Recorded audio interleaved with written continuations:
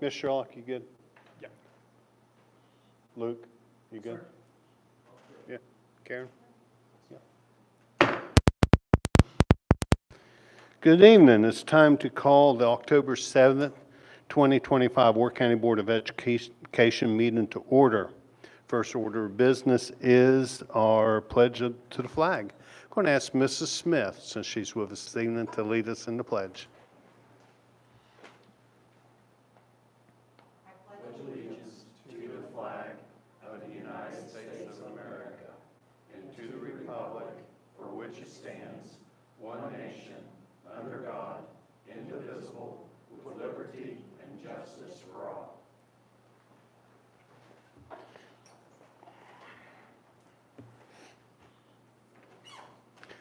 Thank you, Mrs. Smith. Okay, we're down to approval of agenda. Do I have a motion to approve the agenda? So moved. Okay, on the agenda, under information B, McKinley, the pre-bond service information, they have asked to present that in the next board meeting or in the future. The next one. Okay, so we're going to strike that from the agenda. Under routine business C, under A, extend FMLA request for one employee retroactive to September 2nd. We have a name. That is Greg Shepard. And number 2, FMLA request for one employee, and that name is Matt Hayes.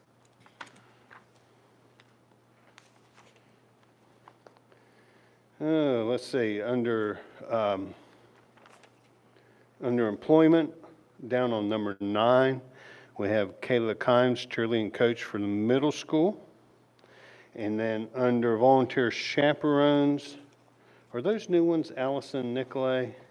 Yes, they're new, aren't they, Sherry? Allison Nicolay, Brandy Van Meter, Van Natter, and Brittany Smith are new names under volunteer chaperones. Did I miss anything, guys? Under new business, Mr. Metz. Okay. Number 4. Yes, thank you, Mr. McCown. Under new business, number 4, we have an MOU with Grand Canyon University. I think I got everything now. Okay, any questions on the changes, or they're not really changes, but on the new things? Hearing none, we have a motion to approve the agenda as presented with corrections. All in favor say aye. Aye, opposed say nay. Ayes have it, motion carries. Okay, so we're down to information. We're going to start with one of my favorite people, Mrs. Smith. Dottie, if you want to come up and give us your Wirt County High School goals for 25-26 year. Mr. McCown, anything you want to lead into No, this? I think I'd ask each of the schools to prepare their goals and to go through their plan for the academic year, and Mrs. Smith is first up, so appreciate her joining us tonight. Since we had such a hard time last year seeing some of my data, I did print out so everyone can have their copy to follow along with. And Thank you, Dottie. you're welcome. Thank you. Thank you.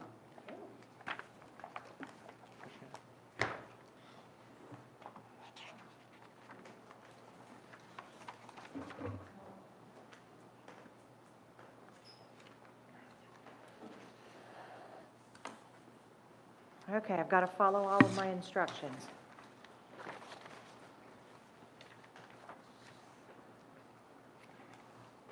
Okay. Well, welcome to Wirt County High School on this nice, cold, rainy evening. So again, Mr. McCown asked all the building principals to come and present to the board their goals for the year. So if you see on my agenda, we're going to have goals, our data, some strategies, and then we'll open up for questions. Wirt County High School information, we are currently sitting with 26 professional staff members. Our current attendance rate is 93.1%. And that's holding steady for us, and for the high school, that is good. Our first 30 days of attendance we were actually at 95%. So we've been rocking and rolling here at the high school. We currently have 78 students in the 9th grade, 63 in the 10th, 64 in the 11th, and 72 in the 12th, for a total of 277 students.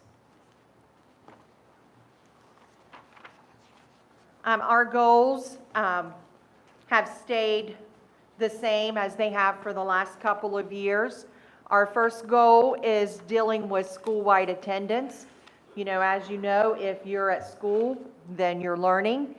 The state's motto is an absence is an absence is an absence, and I've had some students and parents use that with me this year because that's what they've told their students when they wanted to stay home. Our first goal is improving student attendance. There will be a 2% increase in yearly school-wide attendance for Wirt County High School, comparing 24-25 with 25-26 yearly attendance data up through May of 2026. Through implementation of PBIS, which is in our 3rd year at Wirt County High School, and other means that we are utilizing, we believe we can significantly improve student attendance at our school. The measures that we are going to use to obtain our school-wide attendance goal is through our attendance reports, comparing our average school-wide attendance from 24-25 to 25-26 school year through the end of May. Our baseline data for our measure will be our average school-wide data in WEVIS from 24-25 through the end of the attendance school year in May of 25-26.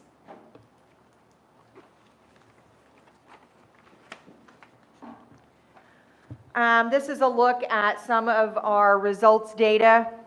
Starting in 2022-23, our yearly attendance data was 89.5%. In 23-24, it was 91.55%. 24-25 was 90.01%. And 25-26, we are currently, as of today, sitting at 93.1%. Just a tidbit of information, if you follow along on our school's weekly updates on Facebook, our senior class has an average of 96% attendance for the whole school year, and they are the school leaders in weekly attendance for the past 6 weeks. What are we doing to achieve our goals? Some of the strategies is looking at our learning environment and providing our teachers with different resources that they can utilize and try to make our lessons more engaging. We are connecting with students by some different strategies and utilizing our CIS, which is Communities in Schools, utilizing different resources that she has obtained through that position. We are working with pop-up rewards. As a matter of fact, we have a pop-up reward coming on Monday, the 13th. Last year, we reported that our lowest attending days were days that we had rewards for students. If students didn't qualify, or even if they did, they just thought, oh, well, free day, we're not coming to school. So we have quit with reward trips. We did receive a grant through the work of Jennifer McAllister. So our students are going to be given the opportunity to go to Ace Adventure and either rock climb or zip line on Monday, which is a non-school day for students.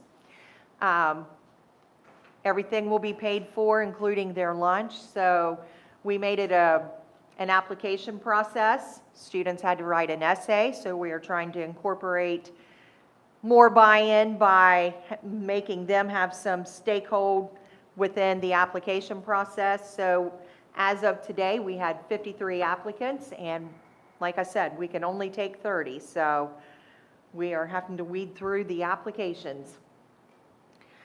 Um, Mr. Yes. Is this the first time that you used the application process? yes, Okay. so we're anxious to see how that goes. And like I said, this is a non-school day for students, so they have to really want to go and put in some effort and time in order to be able to achieve this. Some of the things that we also do, like I said, the daily recognitions on our attendance board outside of the office, and the students let us know if we forget to update that. And then, like I said, we have been recognizing the classes, or the class with the highest attendance average weekly, not only by announcing it, but also on social media. Some of our accountability, of course, is our state mandates, conversations that we are having with students and parents. We also have attendance probation. Our teachers take attendance each period, so that makes our students accountable for getting there on time.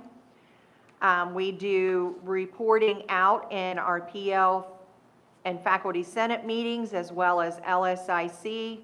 We make this part of our school-wide goals for PBIS, as well as our strategic plan. We offer Tier 2 and 3 supports, and this year we have started having weekly attendance meetings, and we are focusing on students who have 3 or more unexcused absences, and we split those students up and have meetings with them, and it seems to be effective. Goal 2 is our student learning goals. The name of this goal is 11th grade mathematics and ELA proficiency.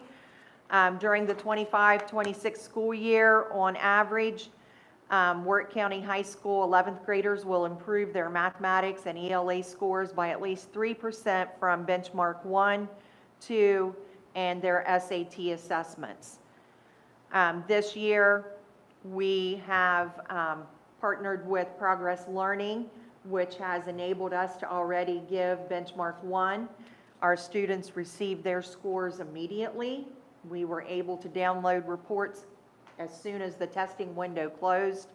With that, students also were able to be matched up with skills that they were deficient in, and teachers are already able to assign activities and have resources in order to help build those skills that they are deficient in. Our measures are SAT benchmark 1, which was in September, benchmark 2, which will be in January, and the actual SAT for our 11th graders in April of 2026.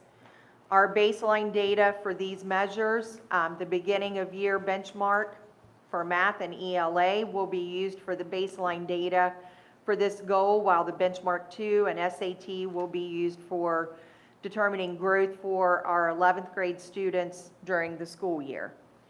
You know, and with the high school, the 11th grade group is our accountability group. I included our 23-24 trending data. I know this is hard to see on the screen, but if you look at this, it will show that under our school, our total enrollment for last year was 286. Our whole year, we ended up with 270 as our enrollment. Our attendance rate was 90.22%.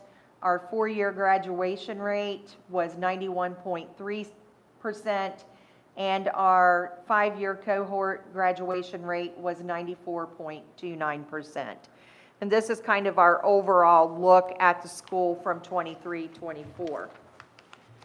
In 24-25, you'll see our total enrollment for October is 275. We are down 11 students. Our attendance rate for this past year was 90.64%. Our 4-year graduation rate went up to 93.33%, but our overall graduation year for our 5-year cohort was down to 91.3%. That was due to some student disciplines and being, how do I say this without, being sent to different facilities, and they did not graduate with their 4-year cohort. So therefore, that made our 5-year cohort go down. Next, you have our balanced scorecard from this year. And this is just a snapshot from the West Virginia scorecard. And this is actually for Wirt County High School. You see that we do have some red, which signifies we do not meet standards, and that is both in English and math and in attendance. So that is what our goals are based off of. If you see yellow, that means that we partially meet standards. Blue means we meet the standards, and green is exceed the standards. So you see in ELA, we partially met the standard under that subgroup. Under partially meets standards for 4-year, under economically disadvantaged is where we were partially meeting that standard. We did meet it under, economically disadvantaged, we did meet it. Under children with disabilities, we partially met it. And under homeless, we partially met for the graduation rate. We did meet standards under 5-year for that subgroup of white and economically disadvantaged. Under student success, meaning that they are on track to graduation, meaning that in 10th grade they are on track. We did partially meet those standards. Some of the things that we are doing with those students, we do have a reteach for math and ELA that when we pull our student reports at midterms, if teachers give us a report that students are not submitting assignments or are failing a class, we are looking at moving those students into reteach. We have co-teachers that are going in to our classes with students with IEPs, and we currently have, for good measure here, a person who is on our sub list who is interested and has started the coursework to be math certified. So hopefully in 7 months, we'll have a fully certified math teacher. I saw Darren pipe up there. That's exciting news. I am very good. We've had a math vacancy for 2 years now. Could you go back there for a second? Yes. So when I'm looking at some of these, so like, if you look at the middle, the graduation rate cohort between the 4 and the 5-year. Uh-huh.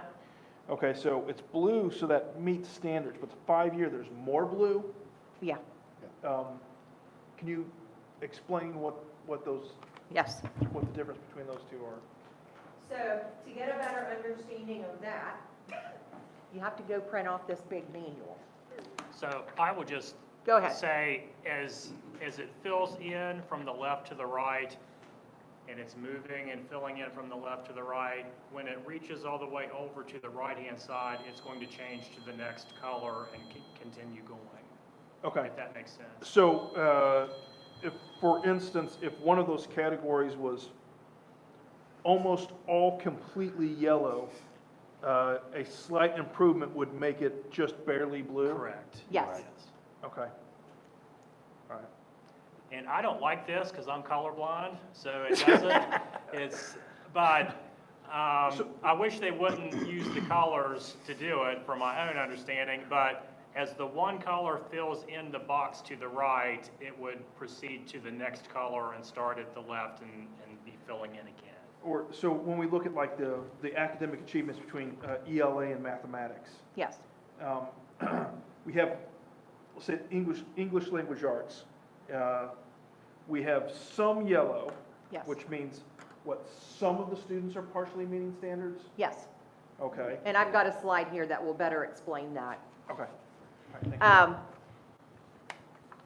when I look at this, when I see as we've got more students, and when I look down, my bifocals are not aligning correctly, so if I'm, Yeah. when I look at this under math, we have more students who did not meet the standard according to this red bar than we did those who did meet it. So that more Okay. shows that more students need help than, But also, wouldn't you say that it's trending to the good, though? You know what I mean by that? yes, Yeah, Yeah, further it is across to the right. Sure. The more it's trending. yes. And, good deal. and so we're talking about the class, not the individual, is that correct? Yes, this is as a whole. Okay. So what would it take for, as a class, to meet standards? Is that Okay. 50% of the class, or? Well, it is all driven by performance points. So 80% or more of the class have to be at proficiency or better to make Okay. this move. Okay, so 80% of the class at proficiency would mean that that class meets standards. 80% or more exceed standards, 65 to less than 80% of points meet standards, 50% to less than 65 of the points partially meets the standards, and less than 50% does not meet standards. Now, how would? And their collars here don't match the collars on there. So if you have a student that if you have a few students that are doing very well and exceeding the standard. Yep. Or if you have a few students that are doing very poorly and not meeting the standard, how do those few students skew this, or do they? Well, like I said, everything is determined by these points, and you divide the cumulative points earned by the total number of students for which scores are available, or 95% of such students, whichever is greater, then multiply the result by 100 is how they're getting this. Okay, so it's the number of students that meet those points. Yes, And then if you had a few outlier students that are exceptionally well, yes, that doesn't bring up the standard, it's just those are students that meet the standard? yes. And then the same in the opposite direction? Is that what we're looking at? I don't know that it's true in the opposite direction. Right. I think they're just basing this data on the number. Total number of the students. total number that meet standards. Okay. But I will tell you, if you go to Zoom, West Virginia, all of this data is there. And then if you look on the left-hand side, I believe it's 3/4 of the way down, they've got a manual that explains how all those calculations are made. And that's where I got this. If you're interested. Thank you. This is our SAT school day overview, because remember I told you that 11th graders are where the accountability comes in for all West Virginia schools. As a school, during our SAT school day, we had 64 testers. Of that, the mean total score was 897 as a school. As a state, the mean score was 911. So I took that as we were deficient 14 points from being at the state average. And this was overall.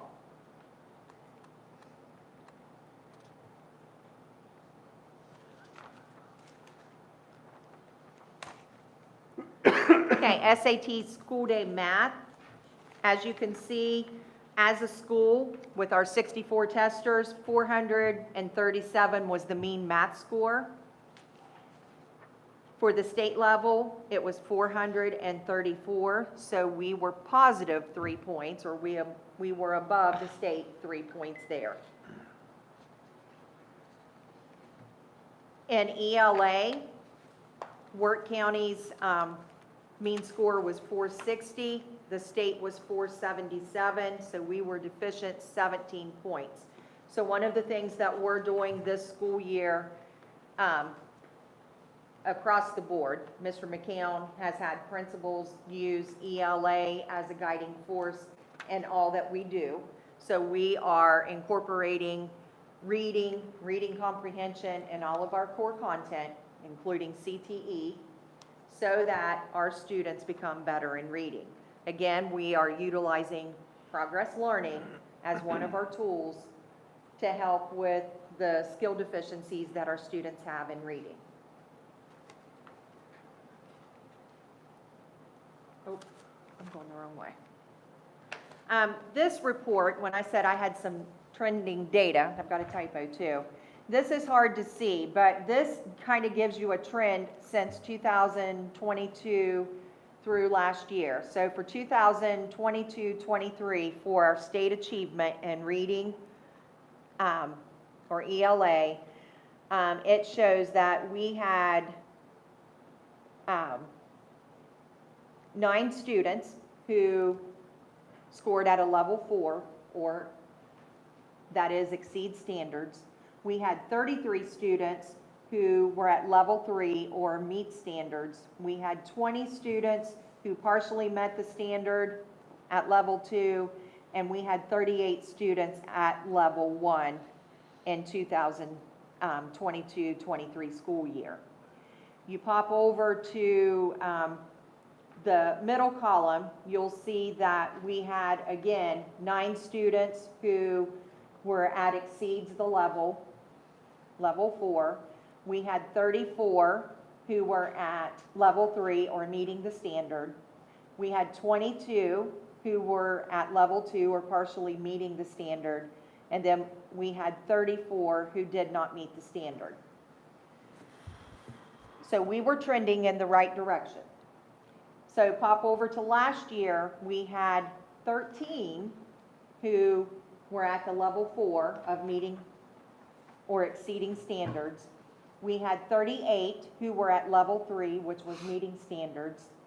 We had 25 students who were at level 2 or partially meeting the standards, and we had 25 at a level 1 who did not meet the standards. So although we were still below the state average, we are seeing some growth in what we're doing.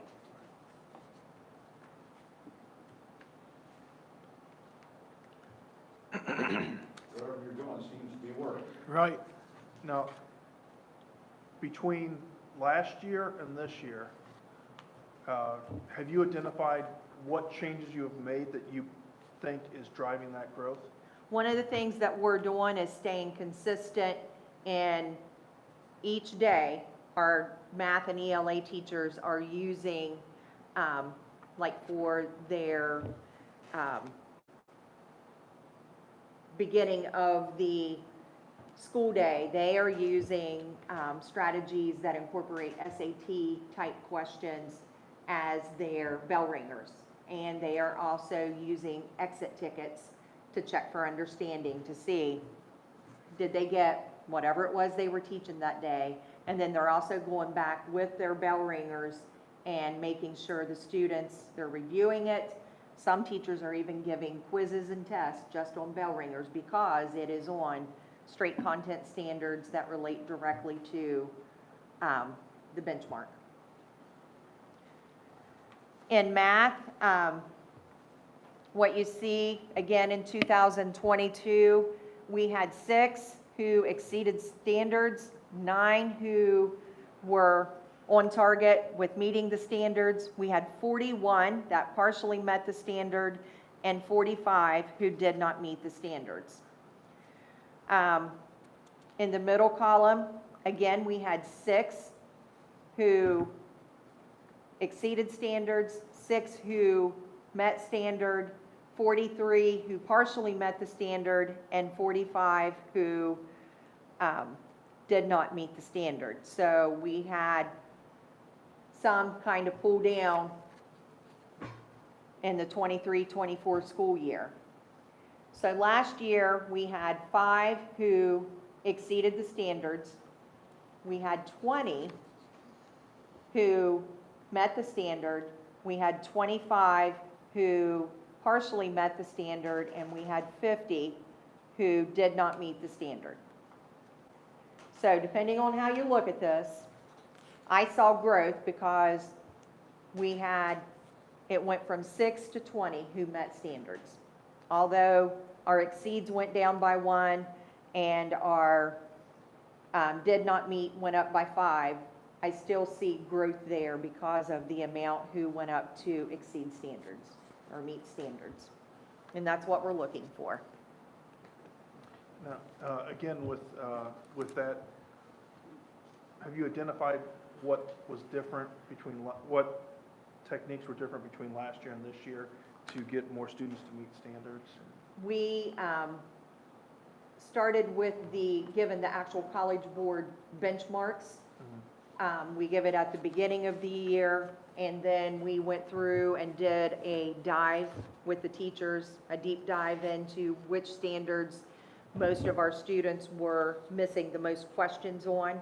And then our teachers went back and looked at their big plans and, from the year before, what did they do with this standard compared to where they were, and then they refined how they were approaching the standards that the students were missing.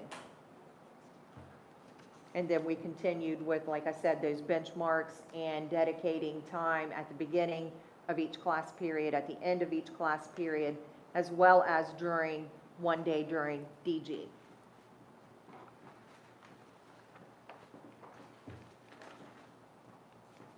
So when I look at the benchmarks here, it doesn't seem to line up with the SAT data. Is it? Like the next page? No, the page before it. So from the benchmark ELA, it looks like our students are doing better in ELA than they are in mathematics. But when you compare the SAT scores, it looks like our students are doing better in mathematics than Yes. ELA. That's why, when you look at the whole total, that's why I said you're looking at students who are moving from one level to the next, not as the whole. And that's why I'm saying I like the trending data better, because it actually shows growth in between those 4 levels. And that's, to me, that's more important than just that base number, is how many are actually getting it. And like I said, especially with this math data, yes, we had 50 that didn't meet the levels, but we also had 55, or we had 50 that did. So it was a split, but compared to the year before, we're showing growth. Better split, yeah, okay. Yeah. This is our first benchmark that we did with our 11th graders. We had 53 students that were assessed the day that we gave the benchmark. Their composite score was 928. Their reading and writing score composite was 480, and their math was 445. Compared to what it was from the year before, we were up 20 points. Reading and writing was at 460, math was at 437, and we went up to 445. We're even able to tell how much time students are spending on each benchmark, and this was an average.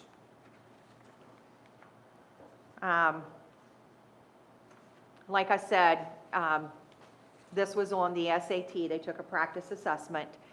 Our 11th graders in April of 2025, their average was 460. In math, their average was 437, and they actually scored 530 on this first benchmark.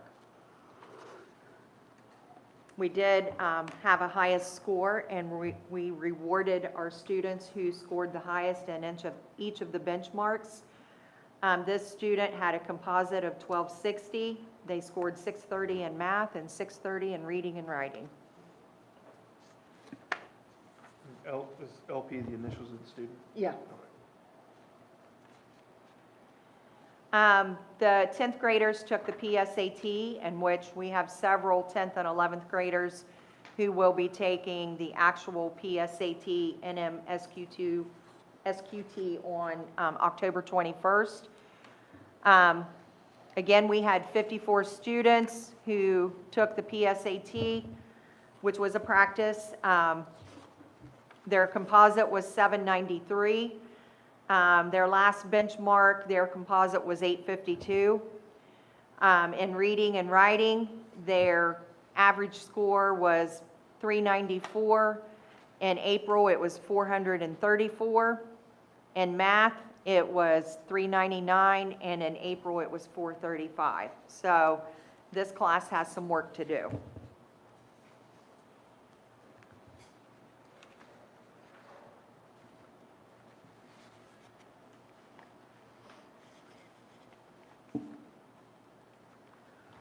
I wanted to go back with this.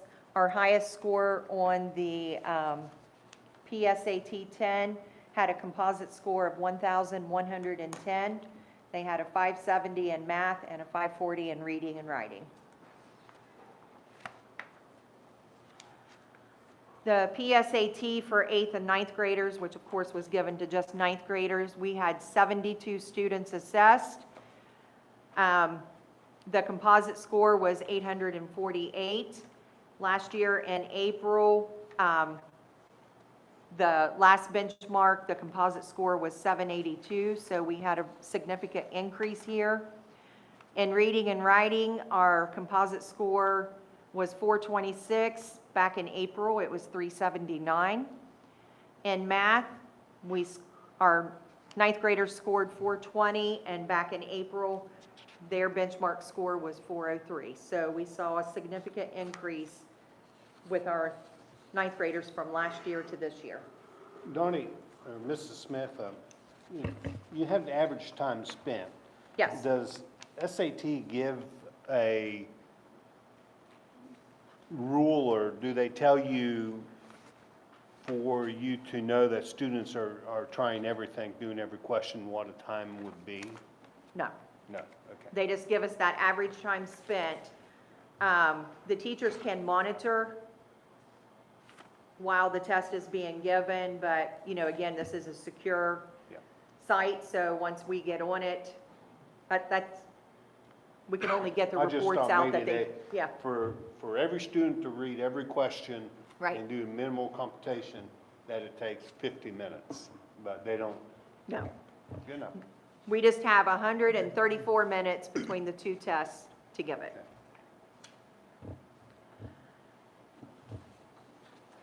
Our highest score for the PSAT for 9th grade was 1,340 for a composite. This student had a 680 in math and a 660 in reading and writing. So how can we be better? Like I said, one of the things that the whole county's focusing on is ELA across the board. Some of the things that the high school has come up with that they are going to work on Monday as a team is one book, one school. We have teachers who have gauged interest of their students about building classroom libraries. We want to initiate DEAR, which is Drop Everything and Read, which we are doing on Thursdays.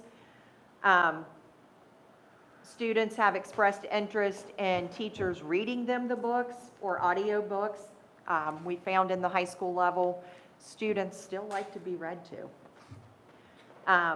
And then, like I said, on Thursdays, we are incorporating 30 minutes of free read for our students, and they can use any of those strategies.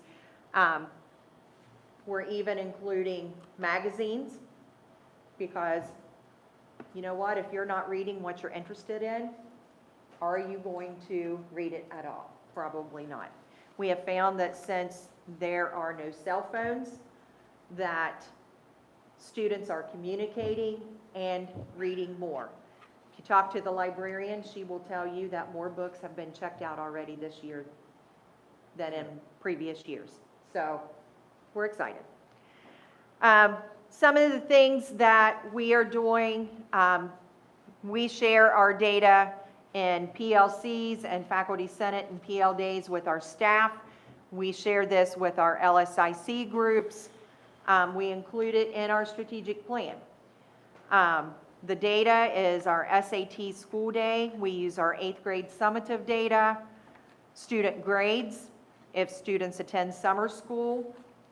Of course, their benchmark data at this point is very vital because we are tying it in with progress learning and really digging in and defining what the skills the students are missing.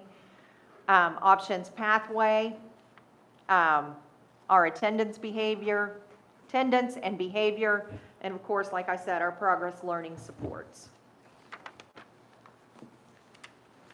You know, I've talked about some of our strategies, the bell to bell.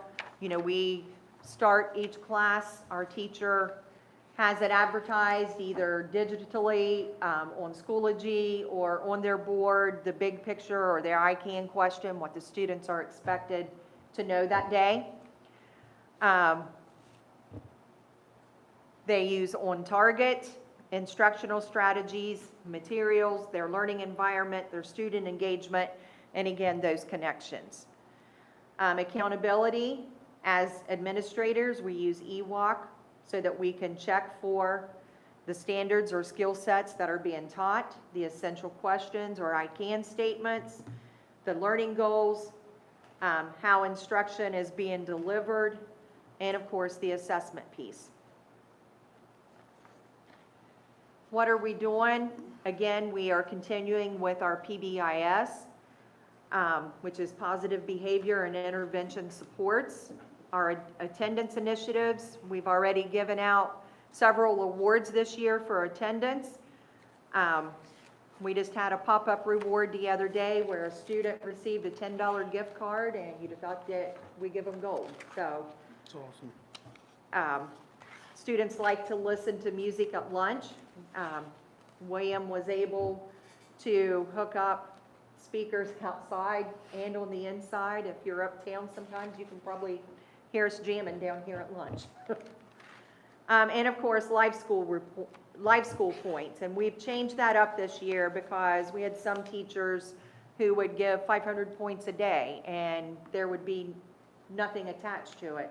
So our goal is for our teachers to give at least 5 points a week. But with those 5 points, they have to give a reason why that student earned those points. And it has to be meaningful. And the students we have found have regrouped and are buying into PBIS again.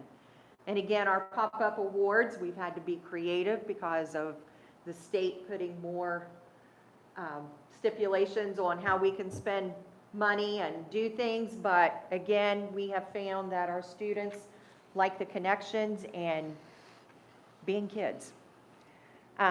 We are giving out positive notes and affirmations, not only to students, but to staff as well. We have a shout out wall that goes with our theme, and I've noticed that it is growing.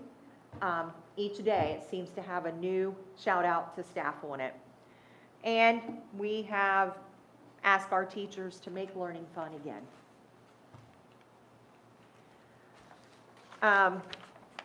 DG activities, each day we do something different. Monday we start with a links activity, and this is something that is geared toward character education, or something like October is Suicide Awareness Month, so each week we are focusing on something to do with suicide awareness. We also utilize positive action within that, which again is another I lost my train of thought, I'm sorry. But it's another program that helps our students obtain real life living skills that they need beyond high school. We have incorporated grade level competitions in some of the things that we're doing. I don't know if any of you noticed the big cornhole tournament that we had that our students participated in, but that's just one of our grade level activities that we've done. Right now we have volleyball going on. Our students are competitive, and they're out to win. And then we pull everything together through this weekly agenda, and I don't know if I can get to that to click on it, but if you ever want to see it, let me know, and I will send you a link to that. But we recognize students, we recognize staff, we give them their weekly agenda, and it has all of the stuff, everything they need to know.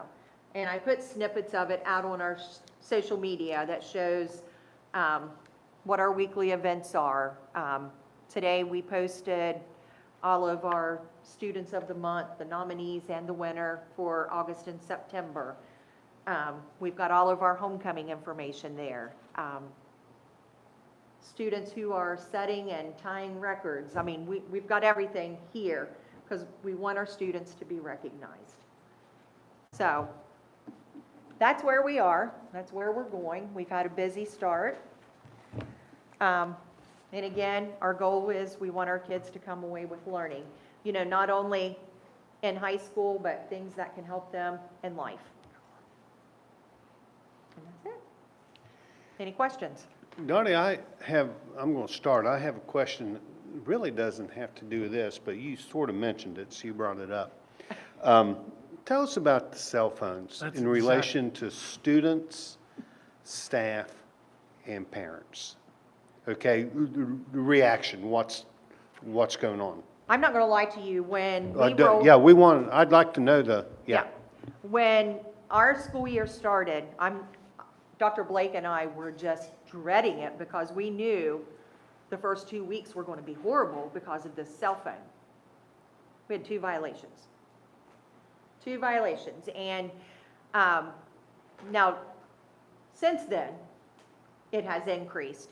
But what we found, it increases at 3:10. That's when the kids are getting their phones out. And we think it's because that's when our bell rings for students to go get supper in a sack. So to them, the day's over. But we're still holding fast to no cell phones. Do I think students are completely cell phone free? No, but they're being kept away. They're not on their person. We've had a couple of parents complain because their student had 3 violations, and we held the phone till an adult come and picked it up, and it was inconvenient for them. So we've not had another issue with that student. As a matter of fact, they have shut that phone down, and kid doesn't have one now. But we have found, you come in here during 9th and 10th grade lunch hour, it just roars in here. And I had a couple of teachers say, "It is so loud in here." I said, "I will take that any day." The kids are communicating, the kids are talking. We have less drama in the school because students cannot be secretly filming people. Students are not posting that we're finding during the day. Because, you know, if it happens outside of school, it's not my business. It has made things go so much smoother. Are your teachers still using them at times within the classroom? I have a couple of teachers that I have said, you need to keep your phone. No, I Because- mean for students. Oh, for students? For academics. We've used it for when we had our college and career day, because it's just easier for students to get their phones out Okay. or an iPad and do the QR code, and it registered them so that when they went to sessions, all they had to do was scan in again, and then that school had all of their information. So for things like that, we are using it. We're using the common sense approach. You know, I had a student whose parent is very ill, and they were undergoing surgery, and they hadn't heard anything, so they come to the office because they were a mess. And I'm like, get your phone out and call someone, you know. And they just looked at me, and I said, we're going to use the common sense approach here. And that's the vibe that we have used with the kids. And, you know, our teachers are sticking with If they see it, they send the student and the phone to the office. The teachers are not having to deal with any of the discipline issues relating to the phone. I give Dr. Blake kudos because he's been consistent with what we laid out with our PBIS expectations, follows that. Brent can tell you, he had to come in and get a phone. Brent wasn't the parent, but Sort of, it's inconvenient. yeah. It is very inconvenient, but, you know, I think we've only had 4 parents that have had to come in. What about on school bus? I probably heard more about school bus than anything. Yes, and I'm going to tell you, we have some bus drivers who aren't as stringent as others. We have some who are, but our students have been told they're not to have them out. Okay. But again, we are trying to break a habit, Yes. okay? We've just surpassed this 30-day mark. And on average, it takes 22 days without something for it to start leaving your system. They are addicted to their phones. Adults are addicted to their phones. Yes. So we have been purchasing fidgets and things for students to play with because we found that in class, if their hands are moving, we have some flat fidgets, you see what I'm doing here, they concentrate better. And we think that it's breaking that need for having that phone in their hand. Well, I find it interesting that, at least anecdotally anyway, that library book checkouts are on the rise. Yeah, that's So good. I'll take it. That's what I was about to say too. That's good. So they're way more engaged, obviously. Yeah. Yes. Other questions about, I mean, we'll just, if you got a question about the high school, now it's time to ask it. Or about the information that Dottie gave us. No. I've got some questions. I wrote them sorry. down as we went, so, but I think most of them you won't have to go back and look. First one I wrote down because we was talking about graduation rates. What is the requirements to graduate? You, in the state of West Virginia now, you have to have 23 of the right credits to graduate. Okay. Now, Because they recently threw in that personal finance requirement. So that took the state's requirements from 22 to 23. now, does a kid get to walk with their class if they don't graduate and maybe take summer or No. something? Okay, so they don't, Now, if they do not meet graduation requirements, they do not walk. okay. Now, I've had several students, and that's where that 4-year and that 5-year graduation cohort comes in. If after June 30, that student, that 4-year student still has not met graduation requirements, then that becomes a ding on my 4-year graduation. If after June 1 and by the next year, they still don't graduate, that's how that 5-year graduation cohort comes down. Next, we're talking about SAT scores. I notice you practice in the lower grades. Now, will juniors, do you still practice and teach That's it. the SAT tests? Yes, PSAT. yes. And so And- that could be one of the reasons why the SAT scores could be higher than the ones that, you know, Right. should. Right.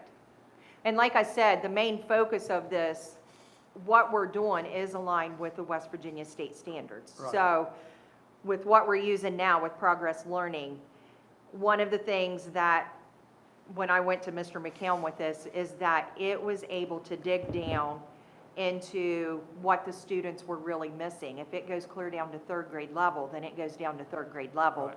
and the students build up to where they get proficient with that skill. We're hoping that we see even more increase in the students obtaining the skills needed to be successful. Now, these next two questions, I'll kind of combine them. I noticed the 3 years we got here, we're comparing, but do we have full-time teachers in ELA or math that might affect If you got, what I'm getting at, if you got a substitute teacher in there that maybe is not as proficient as math as what a full-time teacher, that could affect your scores also. Absolutely. And right now, like I said, we have been 2 years without an Algebra 1 teacher. And Algebra 1 is the foundation of math at the high school level. Right. What we've done is we've went with proximity learning because they provide an actual teacher in the classroom virtually, and we have a facilitator in there that monitors to see that students are logged in, and helps that virtual teacher with like classroom control and those kinds of things. I'm anxious to see what happens with SAT math this year with our 11th graders. Yeah, I'd anticipate better when you got an ends. Yes. The other is the same thing with ELA. Are we proficient with teachers? Yes. All through? Yes. We do have, this is the 3rd year with one of our ELA teachers, but we've had consistency with that. So I'm hoping that we see that, trend continue upwards. But like I said, I am concerned about 11th grade math this year just because of that Algebra 1 component that when they started, they did it through West Virginia Virtual, and it was not a good combination. Yeah. It did not work. That's it. Thank you. Okay. Anybody else, questions? Well, Mrs. Smith, thank you. That was excellent job. Thank you. Very informative. Appreciate the effort you and your staff are putting in. We mean that sincerely. And the whole library thing intrigues me. It'd be interesting to see if she is keeping track of that.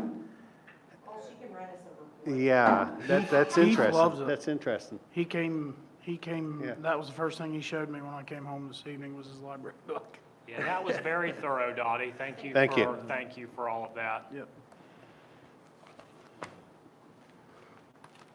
Okay. I'm assuming that a pop-up reward is just one that catches everybody off guard. Am I correct? Yes. Okay. But this one with the application process, of course, is not pop up. Yeah. But It's also, again, it's not on an instructional day. It's not on an instructional day, so we're going to see how it goes. We're just trying something new, Okay. just to see. I like it. I like Like I that you said, make him write an essay too. That's a Jen good idea. McAllister got a grant for it, so kudos to her. And I think Ms. Wagner there is going to tell us how those ELA scores are going to go up. Okay, we have no recognitions this evening, but we do have one delegation. That's Kenna Wagner. I'm sorry, I've been calling you Hannah. That's just what I do. Okay, but Mrs. Wagner's here to talk to us about a project that we've been looking at for a while. Kenna, if you want to come on up. Kenna, you'll have, since you're under delegations, you'll have 5 minutes. If you do not finish in 5 minutes, we have the option to increase that. And I didn't mean to shut you down there a little bit ago, but we cannot allow that. Sure. Yeah, because I have no worry about you, but at times that'll, yeah, we and when you lose said the, that, that's what we I- lose my- control of my it. mind So went to. I we understand. appreciate you asking before just doing it. Okay, Kenna, go right ahead. Okay, so I think everybody knows me, but I'm Kenna Wagner. I'm the nurse practitioner from the Wellness Center. And I came to you almost a year ago to let you know about a situation that I had discovered with vision problems of the students that I was seeing in our area. So I think everybody was here except you. Yeah. But you've been on my email thread, so Yeah. hopefully you know what's going on Up now. to So speed. when I first came here, it was the first time I worked in a school-based health clinic, but it became profoundly, problematic. I realized that vision was a problem for our students. Aside from reading the vision chart, that's kind of what we do at sports physicals and in the office, I've found that I was referring students and then they weren't making it to those appointments. So whether that was transportation problems or insurance problems, or, you know, there was a whole multitude of reasons that was happening. And we all know what it's like to wait for a new patient appointment, and then it can be frustrating for somebody trying to get in, and there was a no-show. And so the first thing that I did was get it's called a Welch-Allen spot vision screener, and it takes a picture of a student that stares at it. It takes like 15 seconds after you type in the information, and that can give a more objective version versus a subjective of reading off the chart. It works really good for smaller children who may not know letters or be able to perform that, or children that have, you know, a developmental problem that they're unable to read the eye chart. So it works very well for that. And insurance typically covers that exam, but that also gave me another reason to bring to parents that, hey, we need to get a referral. But then I was kind of like gridlocked again after that, so what we were gonna do. So almost, 3 or 4 years ago, I started trying to figure out what we were gonna do next. So I found a company called Optical Academy. I found a few, but finding somebody in our state was problematic. So Optical Academy is a company that comes on site. It's like a mobile vision unit, and it has an eye doctor on it, para-optometric technicians, and then a few helpers with them. I don't know what their titles are, but they will come on site to schools or workplaces, just communities in a whole, and they will screen everybody. And that's kind of the deal, is that everybody has to be screened. So I reached out to them, and I've kind of worked back and forth with them, and it was going to cost $15,000 for them to come on site for 2 days to do the students at Wirt County. The plan would be a day or a day and a half at the primary middle school, and then the other day here at the high school, or half day, whatever it ended up being. And that $15,000 would get every student an eye exam, a screening eye exam, and then those who need a comprehensive eye exam, that, and then a free pair of glasses. If, depending on the volume of glasses that need made, they can complete them the same day, or they will be made and shipped within the next 2 to 4 weeks is the plan, or what they say. So I had received a few grants, you know, $2,500 here, $1,500 there, and every single time I had to give it back because I couldn't get enough gathered to pay for it, and I couldn't complete it within the year that you had for the grant, so I frequently too many times had to give back that money. But I'm here today with good news. So I came to you, like I said, almost a year ago and said this was an issue and I needed more money, and the board was open to the idea of get as much money as you can and then come talk to us. But I'm coming to talk to you to tell you that I don't need your money. I got it myself. I received a grant from the Benedum Foundation, which is based out of Pittsburgh. They take care of West Virginia and Pennsylvania, maybe somewhere else, I'm not sure. But not only that, one of the reasons I was able to convince them to help us was that I reached out to the West Virginia Primary Care Association, and they have agreed to help us. It's going to be a pilot. Long story short, it will be a pilot. I know I'm on a time crunch. No, you're fine.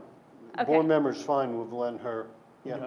You Okay. go right ahead. So the Primary Care Association is a group of the community health centers, federally qualified health centers that kind of represent the state. And they do trainings and things, and they can help negotiate contracts. So I met Sherry Farrell, who's the president of the Primary Care Association, a couple years ago, and talked to her about this at the school-based health conference. And nobody in the state has a vision program that's coming to the schools. West Virginia, what is it? WVU has like an ophthalmology program, and they'll go to areas, but it's like for 4 hours. They go to the health department in Parkersburg, and it's full within 10 minutes of opening up those appointments, and they don't do visits for children. So I worked with her, and she helped me convince the Benedum Foundation that they have lots of money apparently, that we will do this, trial it, and once successful, the Primary Care Association will negotiate a rate that will extend to the other school-based health centers in the state, and the Benedum Foundation is open to funding that for all of the schools in the state once successful, if everything goes off without a hitch. So I got You're leading the charge. I'm sorry? You're leading the charge for the whole state. No pressure. Yeah, yeah. I'll do what I can, you know. So I'm very excited about it. I think it's gonna be great. So I just found out, I don't know, a week or 2 weeks ago, was that, I think, that it was approved, and I have the check. I believe it's been deposited, but so from now, what I need to know is what I don't know, I guess. What do I need from the board as far as this company to come do that? I have a few suggestions for that. I would like to do it in the spring, specifically in March, because I would like to catch all of the seniors before they're leaving and potentially catch all of the pre-K kindergarten students coming in, because I have to pay in 100 student increments. So I'm at, I think, 823 or something like that. So Okay, preschool. I would be able to capture, I guess, for lack of a better word, all of those students. And then I had received numbers from Jeff about 1.5 years ago of like homeschool students, and if we're paying for 900 or if we're paying for 1,000, I want to give 1,000 eye exams. So that's kind of my goal for that. And then March was kind of, I ran it by Dottie and Gail, or Mrs. Smith, Mrs. Hickman, everyone, to see what they thought. And they think that March is good to avoid testing, field trips, you know, everybody's kind of skipping after that. Yeah, I have another note. So what do I need to know next, I guess? What do you need? I mean, go for it. Okay. What I would say is you probably, if set up a meeting with, formal meeting with Mrs. Smith and Miss Hickman and Danielle and Mr. McCown, or whoever he wishes to be his person, and let's get it done. So I'm hearing you saying you need none of our money. I don't need any more money. Okay. Huh? She needs her kids, yeah, that won't be a This problem, I may don't be think. the happiest delegation that we've ever had. We'll let her talk longer. Well, just to say, you know, that's bound to help our reading. Yeah. You know, it's just, and that's one of our goals, is to get the better reading and better ELA, and that's what I'm anxious to see. Yeah, and I like the idea that, no, if they're a Wirt County kid, we're gonna take care of them. Yeah. Okay, no matter if they're enrolled with us or not, that they're a Wirt Yep, County kid, absolutely. let's Well, and take care of them. it'll help other rural communities that Yeah, are, it does. you know what I mean, are in the same boat, if not worse off than, you know. And even if a student had an eye exam yesterday with their insurance, they'll still receive one and get a pair of glasses too. So they'll have a second pair. It is just glasses, no contacts are included. I was concerned as what the options for frames would be, and it seems like there's 50 plus options to choose from, so. Fantastic. How about lenses? You know, are there some that's like photo gray, or will they all be, because they're in computers all the time, will it be blue light? It's gonna be a standard, you know, I think polycarbonate, like the lighter ones that aren't as easy to scratch, but as far as blue lights and those other things, no. And it'll be single vision, so if Yeah. somebody needs, you know, bifocals or any of that, then that won't work. And then part of this is ongoing support, so if, you know, a student needs an eye patch for muscle strengthening or any of that, they will do training and education for the staff. It includes like some like telehealth training of staff or anything that would happen as well. And parents absolutely can opt out if they do not wish to have their child. Yeah, that was my other Okay. suggestion, was that I wanted to make it an opt-out versus an opt-in, because we all know that getting permission slips are problematic. And that was another one of the reasons I wanted to wait until March, so that we can have plenty of time to be abundantly clear about what we're doing, have the opportunity for questions, answers, and I don't want anybody to be hesitant about letting their student do this. I don't want them to think we're rushing and sneaking something in. I've been here a couple years, and I've kind of learned how that is working in the healthcare side of things. So hopefully with me being here for a few years, parents are trusting, and, you know, the school board will be on, but yeah, just getting the word out there about what we're doing is pretty important to me. I don't want anybody to not get an eye exam if I can help it. Have you seen, like a spike or, envision issues since you've been here from kids looking at screens all the time? You know, you seem to just gradually go up, or do you know? I don't know. I've only, like I said, I've only been here Yeah, it's- about 4 years now. It's just a problem. It's just a huge problem, vision.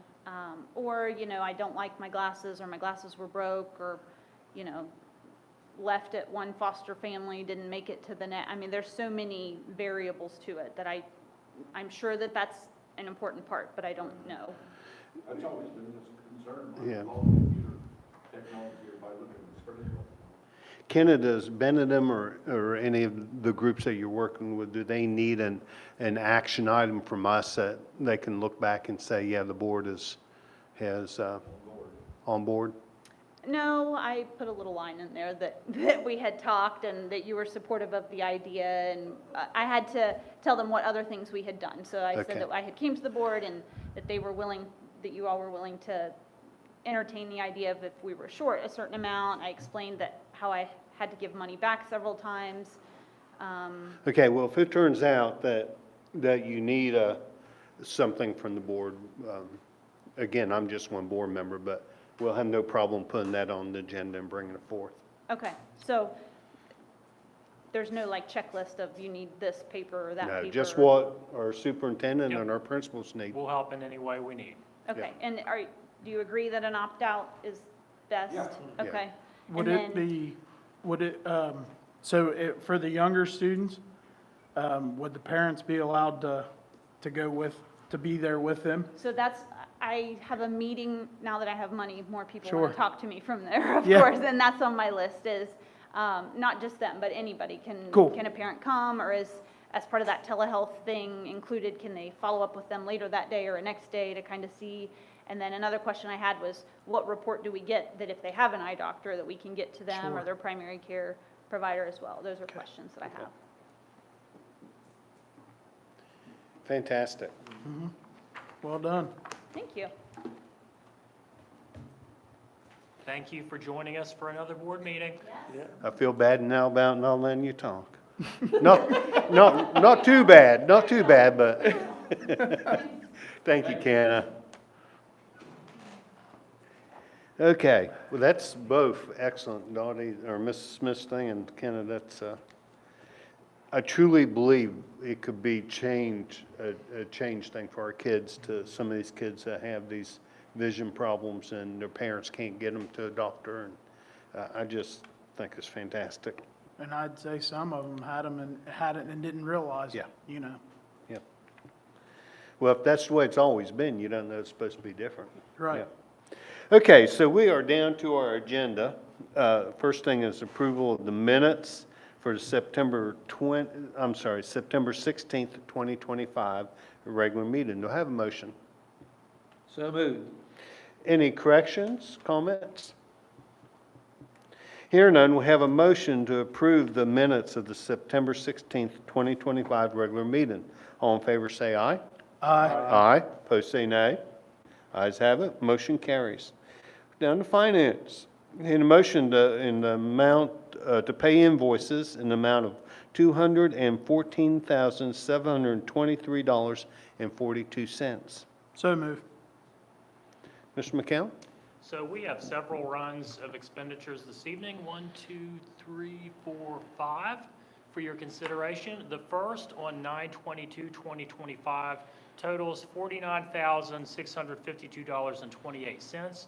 Noteworthy in this is Teach Town for $33,596.82. This is special ed classroom materials and professional development. The next run on 9/26/2025 totals $15,000. This is our dental vision insurance premium. The next on 9/29/2025 totals $28,781.75. This, noteworthy in this, Curriculum Associates iReady software in the amount of $13,604. Then next on 10/2/2025 totals $121,292.19. This is some additional iReady software, discount communications for transportation equipment, Imagine Learning for history, curriculum and vector solutions for the Safe Schools professional development software that we utilize. And then finally, on 10/3/2025, we have Gear Up Travel in the amount of $105. We also have noteworthy in there, a board member's travel for $107.80, and that totals $214,723.42. Okay, the board members' travel is not included in that amount. So let me see here. Yeah, Yes, okay, correct. good enough. Any questions about invoices?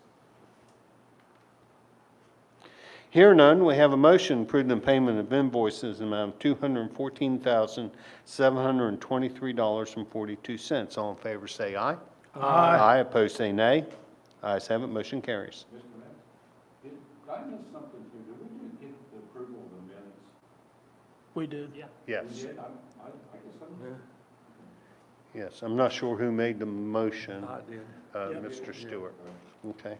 Okay, now we have payment of board members' travel. I'm not sure what board member, Mr. Sherlock.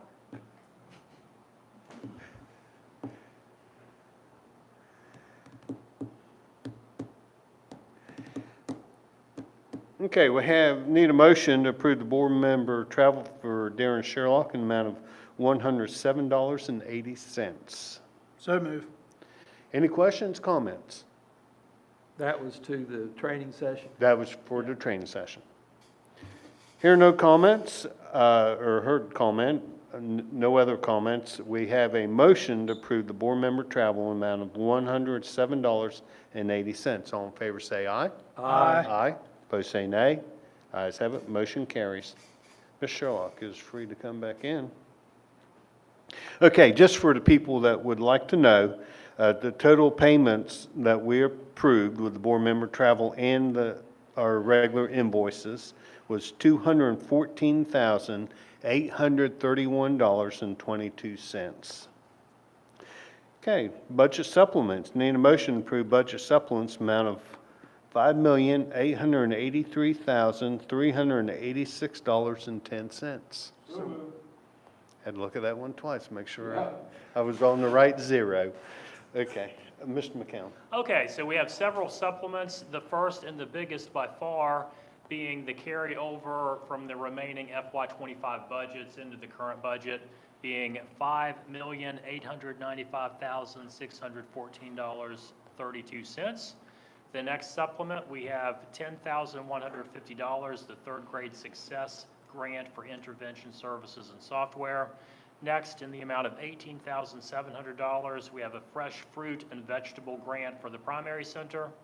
Next, in the amount of $8,106.68, we have a backpack grant for food and breaks and holidays. Next, in the amount of negative $5,402.48, we have a reduction in our Title II funding. Next, in the positive $2,760, we have a tourism grant for Wirt County High School. And then finally, in the amount of negative $46,542.47, we have a reduction in our Title I funding. These supplements total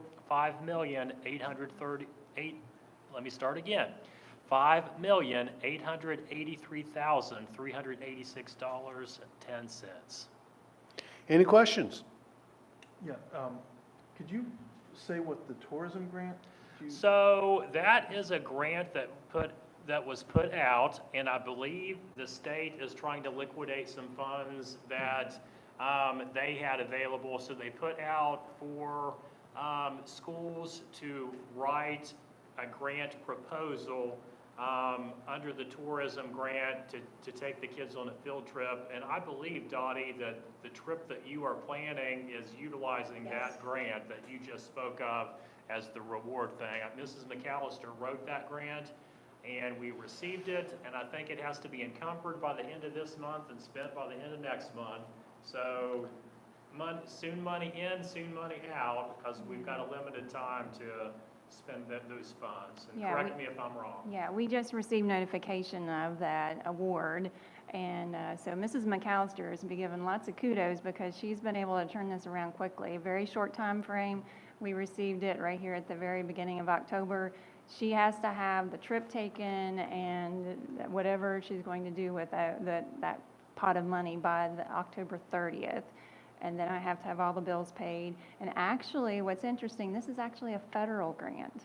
Okay. I thought it was going to come in state, but once I got the grant award and started looking at it, it's actual federal money that's coming for this Cool. program in the amount of $2,760. So, but I've got to get all the bills paid and everything done, and the money's drawn down in the month of November. So, but yeah, Mrs. McAllister, been right on it. she can turn it around fast. Sounds like a good deal for our students. Any other questions? That's a cool, unique trip that they're taking Yep. too. You know what I mean? Okay, we have a motion to approve the budget supplements in the amount of $5,883,386.10. All in favor say aye. Aye, opposed say nay. Ayes have it, motion carries. Need a motion to approve budget transfers in the amount of $453,124.56. So moved. Mr. McCown? So 4 budget transfers for your consideration this evening. The first in the amount of $2,104.04. This is a transfer Project Aware for subs and services. The next totaling $39,635.52. This is Title II for staff development as WVDE approved. The next in the amount of $330,885 transfer from general fund reserves for the building purchase and additional aid at Wirt County Middle School. And then finally, in the amount of $80,500 transfer for contracted speech and behavior services. These transfers total $453,124.56. Questions? Here none, we have a motion to approve the budget transfers amount of $453,124.56. All in favor say aye. Aye, opposed say nay. Ayes have it, motion carries. A motion to approve our annual financial report for FY 2025. So moved. And I think this is Karen, or is this you? Yeah, so this is Karen, and I think in your packet, she's got the full document, and then she has given you the abridged version in a paper handout here. Okay, so if you want a hard copy, I've got one hard copy, since you all received PDF copies of it. So I've just got a couple of those. If you request it, you're more than welcome to. But this is what it looks like. So this is what went to the State Department of Education on September the 29th. So they kind of changed their guidelines and deadlines for us for this year, thank goodness. These early board meetings are killing me because most of I'm not used to having things done so early. But luckily they extended the deadline to September the 29th. So I was able to finish that, get it to them, and then to have your board approval here tonight. It'll go to the newspaper. So what actually gets printed in the newspaper, I've given you a memo with a couple of pages behind it. Those forms will be published in the newspaper, as well as a couple other statements that are actually in this binder, because there's actually 2 sets of separate financial statements in this binder that we have to prepare. The first set is what I've provided to you tonight, and that's what the State Department actually gauges us on our success and how we're doing. So that's what I just made a quick copy of it, because that's what we really need to look at. The second set of financial statements are actually, they are more prepared on a governmental accounting standards basis of accounting. And with that, they look at things such as depreciation, they look at the pension liabilities, they look at other post-employment liabilities that are caused by accumulating these sick days and converting them to paid up insurance benefits. So they look at a bigger picture than what the State Department of Education utilizes. So the first set that we're going to actually look at tonight, and I highlighted it in yellow, is the one number that everyone is so interested in, and that is what what is left over after everything is said and done, and that is called your unassigned fund balance.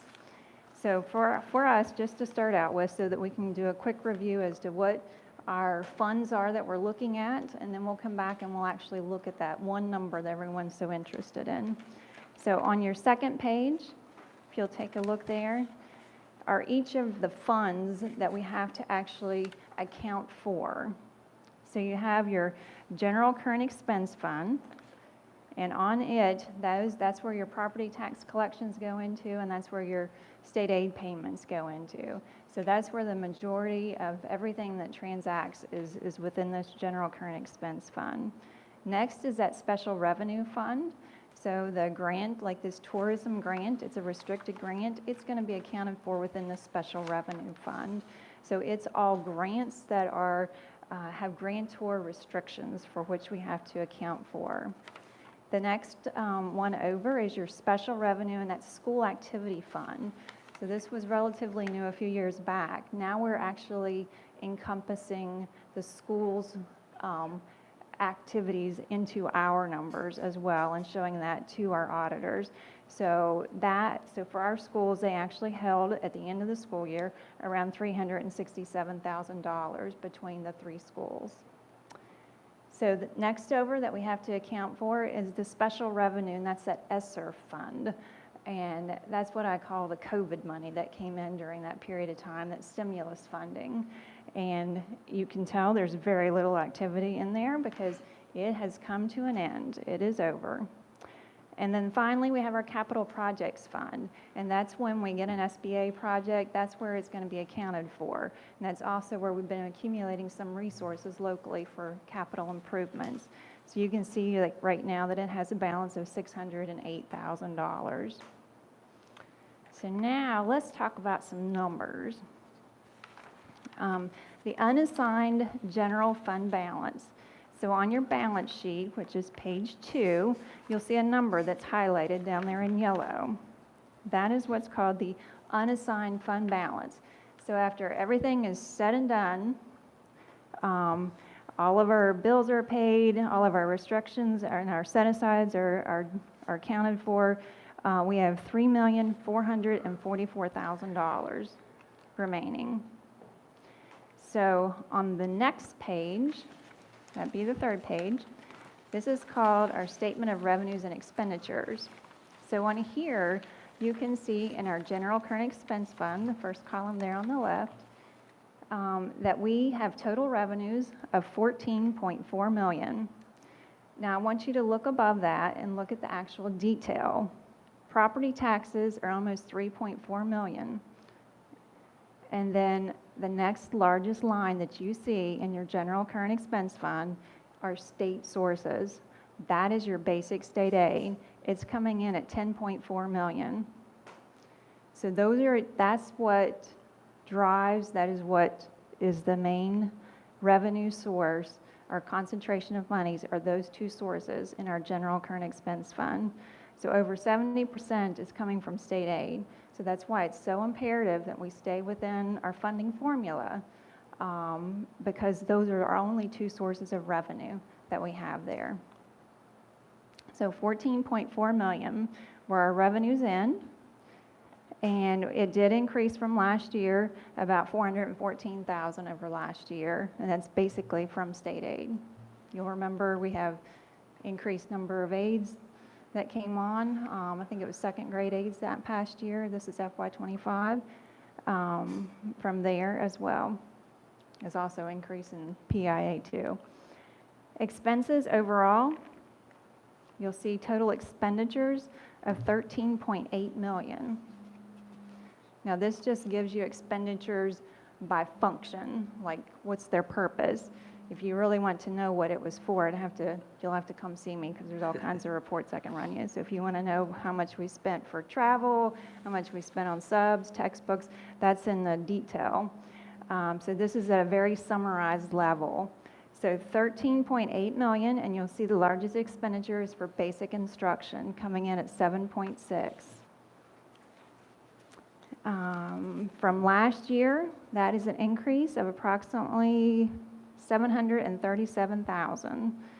And the significant place of increase was within health insurance, because the premiums double, or not double, but increased for the employer's share of health insurance, and also in salaries. We've added some positions there, and then also as people gain an additional year of service, we have that cost as well. And then also from the cost of increasing the amount of aides that are required positions to be there too. In our special revenue fund, that's the next one over, you can see from here that the biggest line item is our federal source of revenue, coming in at 2.6 million. And then we have some state grants and some other locally restricted grants there as well. So a total of 3.2 million. Now this actually decreased from the prior year by about 132,000. And whenever I looked into the detail, it looks like several, not all, but there was a decrease in the amount of food service reimbursement that we received, as well as food service specific grant funding, such as for equipment and for backpacks and additional state aid in food service. On our ESSERF, if you look there, you'll see very limited activity. We finished that project up. In revenues, we received finally our final payment from them at $29,951, and that closed out all of the ESSER funding. So it is finished. And then finally, in capital projects, the only activity you're going to see there is the transfer that was made of $100,000 from the general current expense fund over to the capital projects to set it aside for future major projects, and potentially also be as a funding revenue source for our new addition to the high school. So total capital projects set aside right now, ending balance is at $608,000. So noteworthy to note, you can't see it on these financials, but on the next set of financials that were in your books that the state looks at for governmental accounting purposes, just wanted to remind you that we do have our QZAB payment. Right now, we still owe around $280,000 on that. That's Qualified Zone Academy bond. So that was a 13-year bond that was entered into to do the lighting project here at the school system. So we got 4 years, well, 3 after this year, remaining on that Karen, how bond. much do we owe on that again? $280,000 right now. Okay.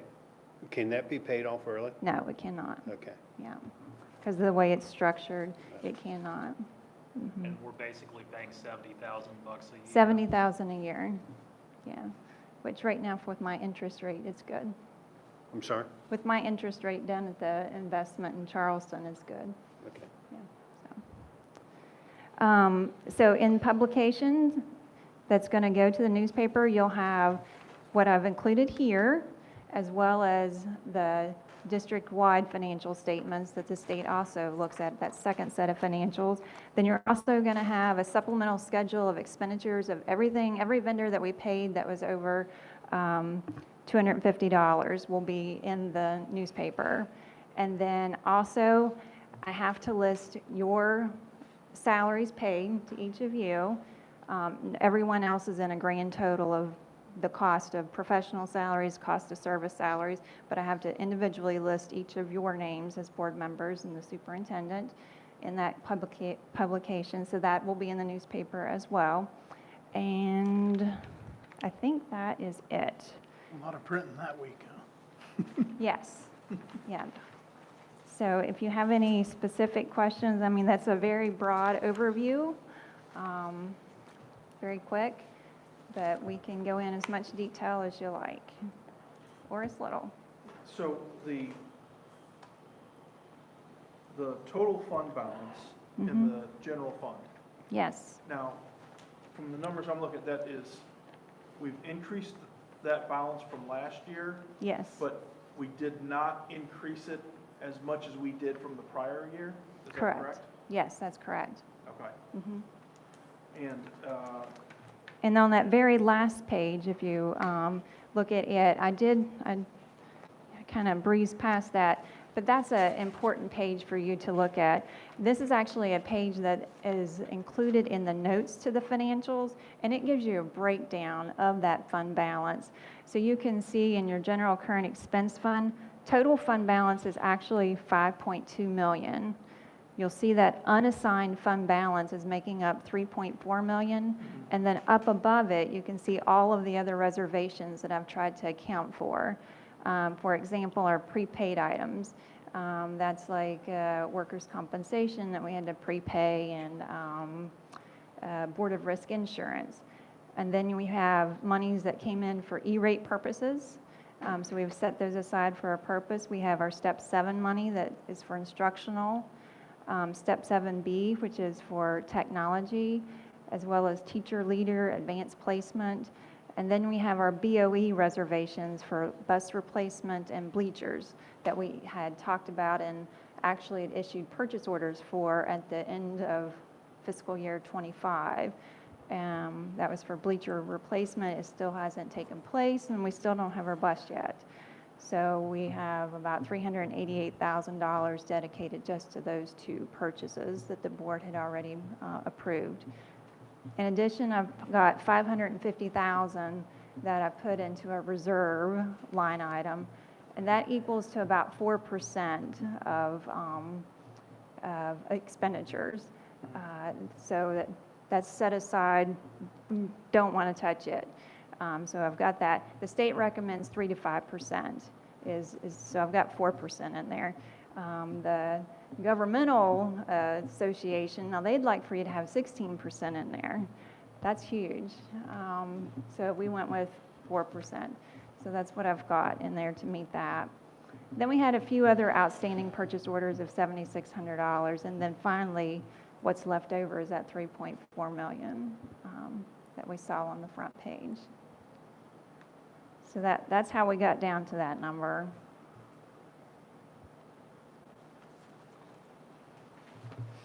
And do you know what the rate of growth of that fund is? Of what I have invested down at Charleston. No, the total balance fund, how much has that been growing? It hasn't grown much because from last year to this year, it only went up. From last year to this year, let me look here.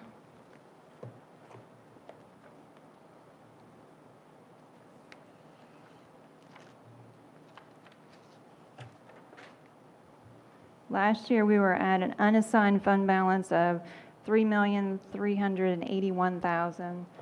This year, we're at an unassigned fund balance, $3,444,000. So, 80,000? Yeah, So- 60,000. Thank you, Brent. I need my calculator. So the speed of growth in that account has been slowing down. Correct. Because our expenses have been growing faster than our revenues have been growing. Correct.